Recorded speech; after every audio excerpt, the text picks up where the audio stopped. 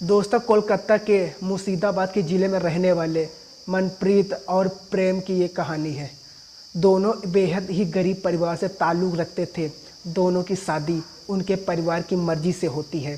शादी के वक्त प्रेम की उम्र 21 वर्ष थी तो उसकी पत्नी मनप्रीत की उम्र 16 साल होती है। दोस्तों, शादी होने के बाद अपनी सुहाग रात पर प्रेम सुहाग रात पर अपने पत्नी के रूम में दाखिल होते हैं।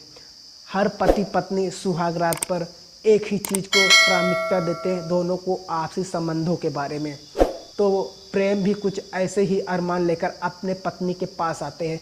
जो ही अपनी पत्नी का घूंघट उठाते हैं तो उन्हें अपने पत्नी के चेहरे पर परेशानी के भाव नजर आते हैं और वो अपने पत्नी से पूछ बैठते हैं, अगर कोई तुम्हारी इच्छा है तो तुम बेझिझक बता सकते हो, मैं पूरी कोशिश करूँगा तुम्हारी इच्छा पूरी करने के लिए।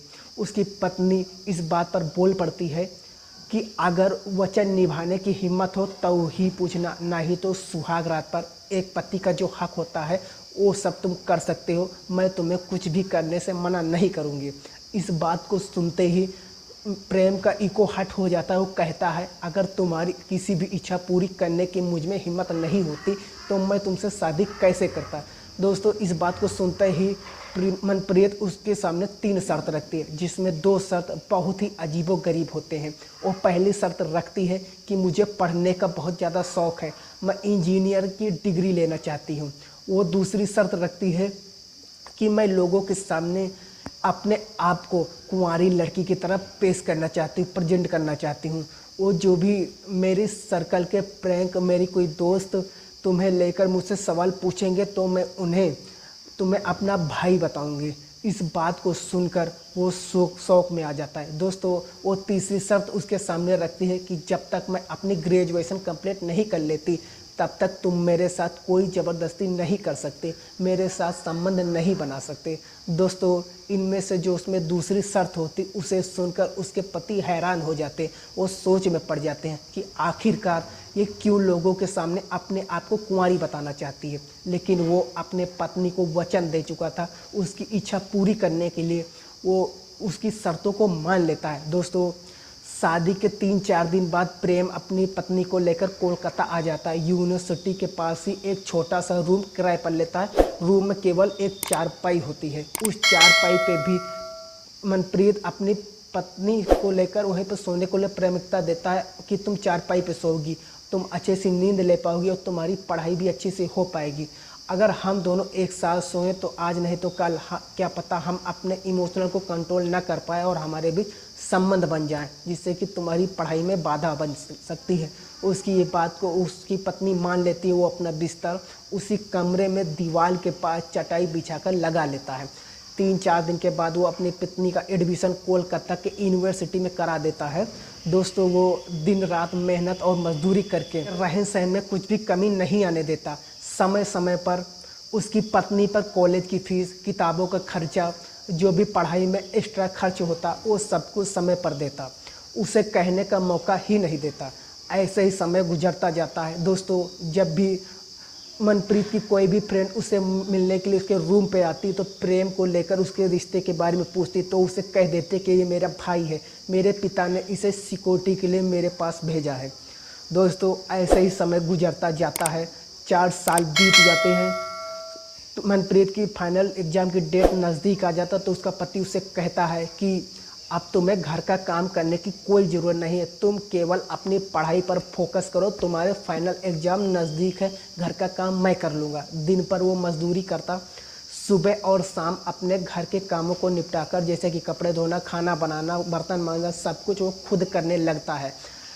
मनप्रीत अपने फाइनल एग्ज़ाम को कंप्लीट करने के बाद कुछ महीनों बाद जब उसका रिजल्ट आता है तो बहुत अच्छे मार्क्स से पास हो जाती है। उसका एक बहुत ही अच्छे मल्टीनेशनल कंपनी में कोलकाता में ही जॉब लग जाती है। दोस्तों, 6 महीने की ट्रेनिंग के लिए उसे कंपनी में ही रहना होता है। अपने पति से कहती है कि कंपनी यहाँ से काफ़ी दूर पड़ती है, तुम भी मेरे साथ चलो, वहाँ पर रूम लेकर रह लेंगे। लेकिन उसका पति उसे मना कर देता है कि हमको यहीं पर ठीक है, तुम अपनी ट्रेनिंग पूरी करके आ जाओ। दोस्तों किसी कारण की वश उसकी पत्नी 6 महीने में नहीं आ पाती, उसे 2 साल वही कंपनी में रहना पड़ता है। बीच बीच में वो अपने पति के पास कॉल करके उसका हाथ पाँव जरूर पूछ लेती थी। आखिरकार 2 साल कंप्लीट होने के बाद में उसकी पत्नी अपने खुद की गाड़ी में उससे मिलने के लिए आती है, उसके पास आती है। दोस्तों अपनी पत्नी के बदले वो हुए रूप और स्टेटस को देखकर प्रेम हैरान हो जाता। एक तरफ उसके दिल में खुशी होती है कि उसकी पत्नी के सपने पूरे हो गए, तो दूसरी तरफ वो अपनी पत्नी के सामने खड़ा ऐसा महसूस करता है कि जैसे किसी अमीर इंसान के सामने गरीब आदमी खड़ा है। उसके चेहरे पर परेशानी के भाव आने लगते, वो उनको छुपा नहीं पाता है। उसके चेहरे पर ऐसे आई परेशानी को देखकर उसकी पत्नी उसे पूछ बैठती है कि अब तो हमारी गरीबी के दिन भी ख़त्म हो गए, तुम्हारी मेहनत के बदौलत मैं कामयाब हो गए, फिर भी तुम इतनी उदास क्यों हो, तुम्हारे चेहरे पे इतनी परेशानी क्यों है। मगर दोस्तों उसे कुछ नहीं कहता, उसे अनसिक्योरिटी फील होने लगती है। दोस्तों हाथ तो तब होती है जब उसकी पत्नी से मनप्रीत से मिलने के लिए उसके फ्रेंड, उसके कॉलेज की फ्रेंड उसके रूम पर आती हैं और उसके पति प्रेम से कह बैठते हैं कि भाई साहब, मनप्रीत के लिए एक बहुत ही अच्छा रिश्ता है, लड़का बहुत अच्छी जॉब करता है, अच्छे पैसे कमाता है, अगर तुम कहो तो मैं बात चलाऊं। इस बात को सुनते ही प्रेम के पैरों तले ज़मीन खिसक जाती है, वो सुन्न हो जाता है। एक प्रकार का सोचने लगता है कि जिस पत्नी को इतना ज़्यादा पढ़ाई लिखा इस काबिल बनाए कि वो आज लाखों रुपए कमाती है, ज़्यादा प्यार करता हूँ, उसी का रिश्ता लेकर लोग मेरे पास आ रहे हैं। दोस्तों उसके पास कोई जवाब नहीं होता है। तभी उसकी पत्नी जो मनप्रीत होती है वो बात को घुमाते हुए अपनी सहेली से कहती है कि मेरा शादी करने का मूड नहीं है, जब भी मेरी इच्छा होगी मैं तुम्हें बता दूंगी। दोस्तों उस बात को वहाँ से टाल देते हैं, मगर इस बात का प्रेम का दिलों और दिमाग पर गहरा प्रभाव पड़ता है कि वो अंदर से टूट जाता है।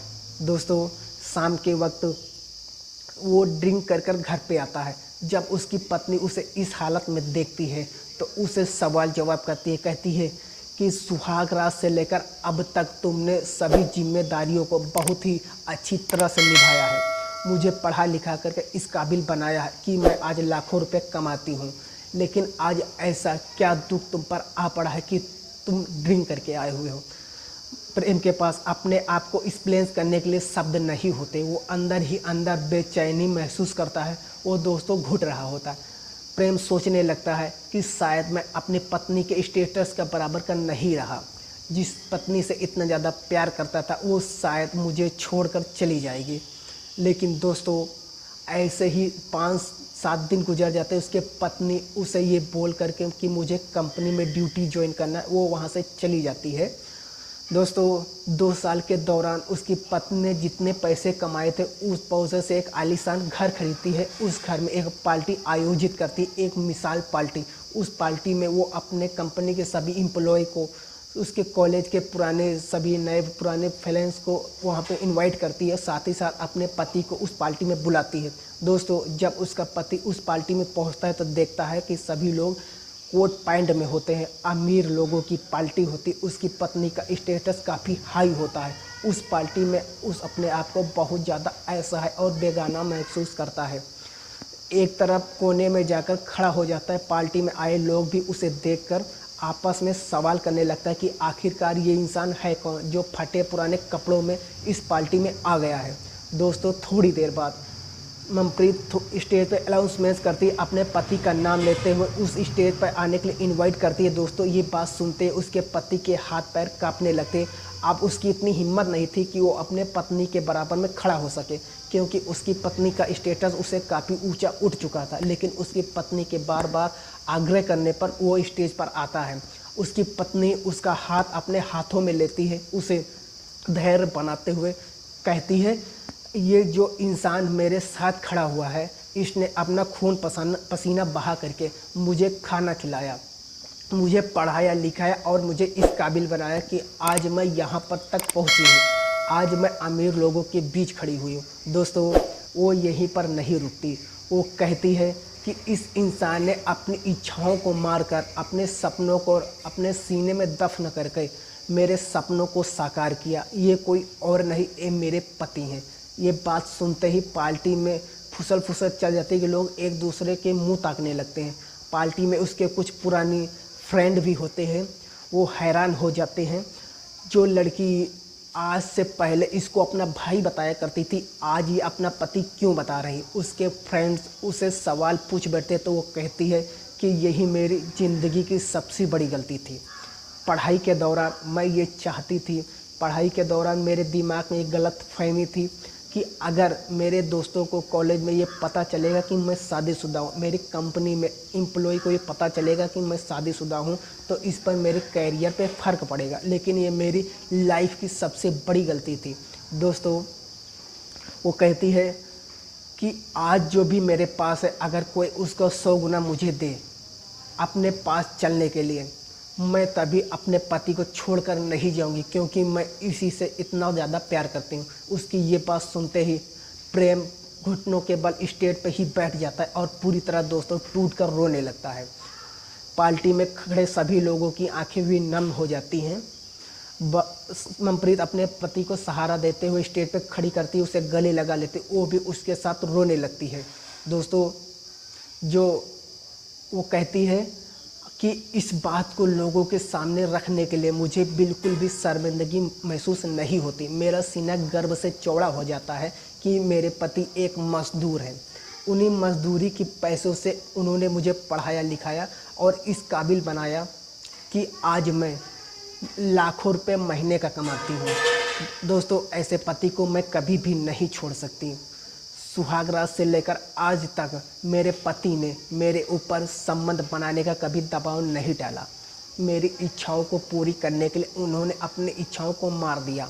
दोस्तों, आज हमारी शादी की एनिवर्सरी है। आज से पहले हमने कभी नहीं मनाई। सही मायनों में हमारी शादीशुदा लाइफ आज से ही शुरू होती है। दोस्तों, उसके पति ने अपनी पत्नी की सुहागरात पर उसे जो वचन दिया था उसको पूरा किया, तो उसकी पत्नी ने भी समय आने पर अपनी पति के भावों को पसंद किया, उसके इमोशनल की कदर किया, उसे लोगों के सामने इज्जत दी जिसे वो हकदार था। दोस्तों, आज वो पति पत्नी अपने लाइफ में बहुत ज़्यादा खुश है। उसका पति आज भी मजदूरी करता है, कहता है कि मैं पढ़ा लिखा तो नहीं, नौकरी कर नहीं सकता, इस मजदूरी करके ही मैंने अपने पत्नी को इस लायक बनाया कि आज वो लाखों रुपए कमाती। उसके पत्नी के अपने पति के मजदूरी करने का कोई दिक्कत नहीं, कोई परेशानी नहीं। दोस्तों, अगर आपको ये कहानी ज़रा सी पसंद है तो प्लीज़ कमेंट करके ज़रूर बताना, और साथ ही साथ चैनल पर नए हैं तो वीडियो को लाइक करके चैनल को सब्सक्राइब जरूर करना, क्योंकि मुझे भी मोटिवेशन मिलता रहे आपको ऐसी सच्ची घटना पर आधारित ऐसी कहानियाँ लेकर आता रहूँ। तो मिलते हैं किसी नई स्टोरी में दूसरे दिन, तब तक के लिए जय हिंद, वंदे मातरम।